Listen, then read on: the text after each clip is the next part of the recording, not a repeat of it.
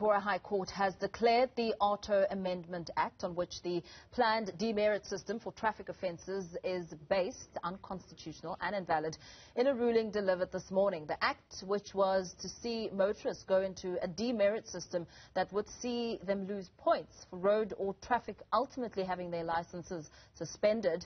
The organisation Undoing Tax Abuse challenged the constitutional validity of the act and asked the court in October of 2021 to declare both the main act and the Amendment Act unconstitutional. We're joined now by OUTA's CEO, Wayne Duvenhage, who will be telling us a little bit more. Very good morning to you, Wayne. Thank you for your time. It's a win for OUTA and I suppose citizens at large. What's your immediate reaction? Yeah, absolutely. It's a win for society at large and specifically motorists. But this is big because it's about constitutionality, and our constitution keeps coming under attack for the wrong reasons. It's a very strong part of what guides the law and order in this country, and this is the rule of law at play.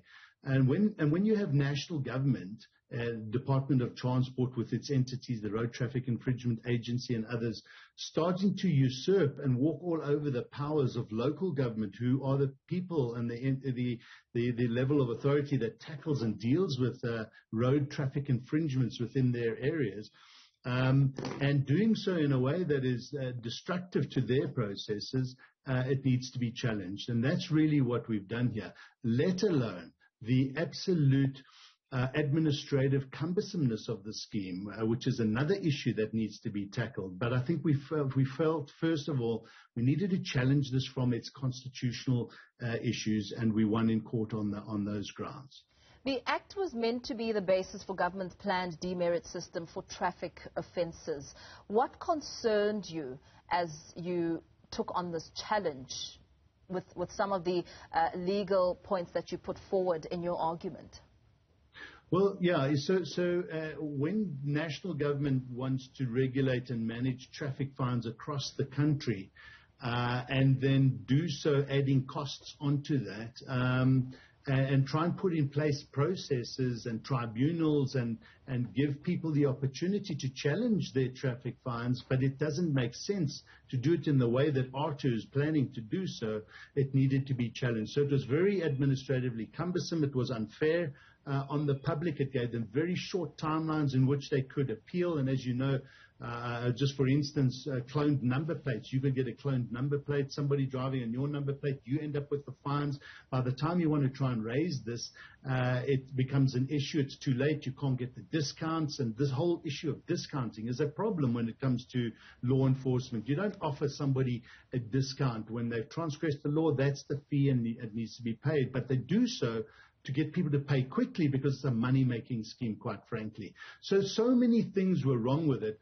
But the main issue is that local government, and we saw in the Western Cape, they wanted nothing to do with Aarto, and so we started to see the unraveling of this local government versus national government's laws, and there was a big conflict looming. So that was hence the angle of our attack, aside from the administrative mess that was looming for society. So the whole demerit point system, everything around this is now on hold. So this outcome sends government back to the drawing board, which, of course, we could see an appeal. Do you know if they do intend on appealing the process?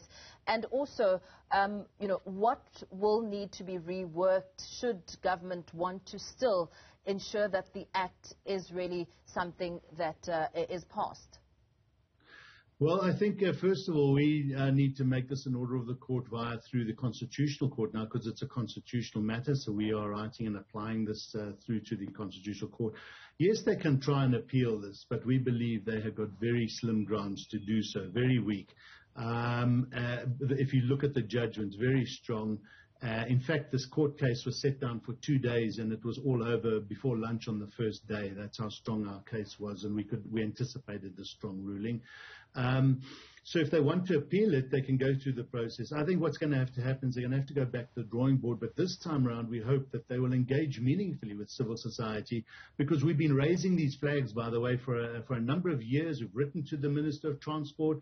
We've written to the Road Traffic Infringement Agency. We invited them to workshops we had on this. and they just put their heads in the sand. They act like ostriches, and they just believe, I think so often this happens, we saw it on the ETOL matter, that if they just legislate something, everything falls into place and the people will come running. Well, we cannot have a government running the country in this manner. Thankfully, we've got a good judicial system, and we are now using it effectively. So they're going to have to go back to the drawing board and fix this problem, but it's a big one to fix, and hopefully, as I said, they bring civil society into the fray.